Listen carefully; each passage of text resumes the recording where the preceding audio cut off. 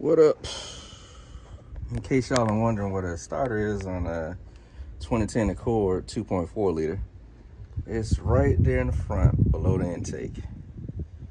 So to actually get to the starter,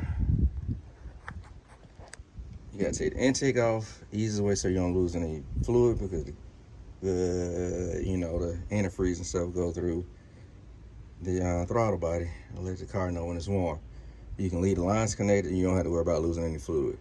So easiest way to do all of this is disconnect the starter wire first before you can get to the bolt that's in the back, which I hadn't put in there yet. But the easiest way to do that is just disconnect this bolt first from the starter wire.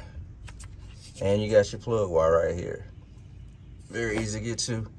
And if you want to know how to get to it from that, get a deep well 12 millimeter, set it right above this, and the back of the ratchet is going to rub on that. So it's just a coolant hose, so you ain't going to be using that much torque to get it off.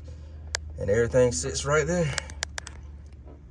And if you have any questions, concerns, or as always, like, share, subscribe.